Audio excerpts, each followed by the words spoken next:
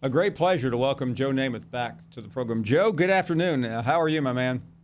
Hey, Paul, thank you. I am doing well, and I doubt you need anybody helping you out in the big city, but if something comes up, you give me a call while you're there. I thought of you last night when the game came on because I do remember that first Monday night game and which you played a part of. And how much do you remember about that? I remember the lousy final score, and the last pass I threw was a poor pass behind Emerson Boozer, who had a step on a linebacker, and the linebacker, Andrews, intercepted it, and that was that. We lost. Okay. Well, Joe, I was afraid the way the Jets quarterback situation is that you may have to play before the season's over. You know, Paul, if I could, I would. I think there are a whole lot of us that the game passed by because of either ability, age, or injuries, and we loved it. I loved it, every minute of it, except the losing. No, and I want to get to some other things, but I am curious because we saw the situation here today with Eli Manning. So many of the big players are banged up, injured, or out for the year. Certainly, you dealt with injuries many years ago. But what is your explanation of why we are seeing so many just debilitating injuries right now in the NFL and college football, for that matter? Paul, the good Lord, or whatever way you believe, evolution did a heck of a job with these bodies, but our joints are designed to go in a proper direction. Our head, that brain is fragile in there.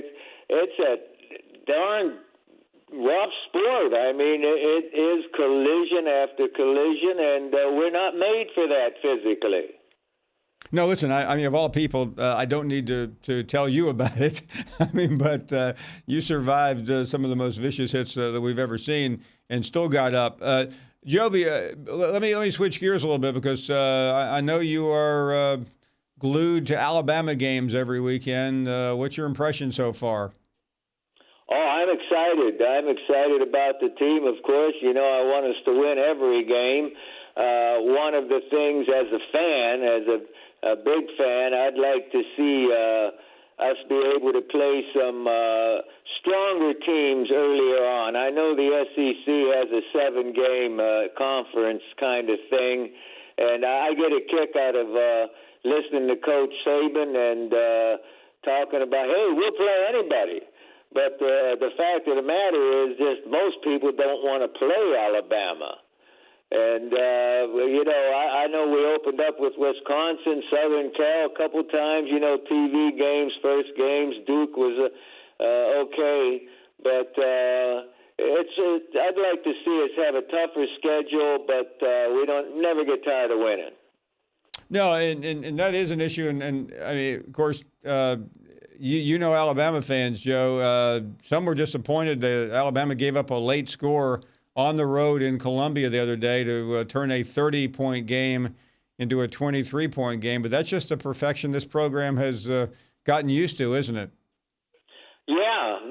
And, we have learned as players, certainly, and coaches and family members of players and coaches, a win's a win. Now, some fans, they're having fun with fantasy football, and they're having fun with friendly wagers and lines, and I know I keep up some with what the spread is. I have a guest down here now, Mr. Mike Bite, who's 91 years old and was an Alabama manager years ago. Sure. Heck, he always knows the line, you see, so I asked him what it was, and I gather we lost by a point. But it's wonderful that we can win, and Coach Saban and his staff has been remarkable. And Paul, when you have that kind of turnover with your coaching staff that he's had, it's amazing to me how these players can be so efficient with the new coaches that come in almost year after year. It is remarkable. We're talking to Joe Namath. So many important topics to discuss. By the way, I just saw something that you had done, I believe, recently with Tom Brady, who I'm interested in your opinion of him, but talking about the media scrutiny, because clearly, and I've had this conversation with you in the past when, I mean, you were the most famous athlete in the world when you lived here in New York. The tabloid, I mean, you were on the front and back pages of the tabloids every day. But how would you compare, Joe, the media scrutiny back then to the way it is today, with so many different mediums engaging on everything that goes on, especially in the NFL? Well, for an athlete, a ball player, you learn. At least I learned not to read about myself, and that's a hard thing to do.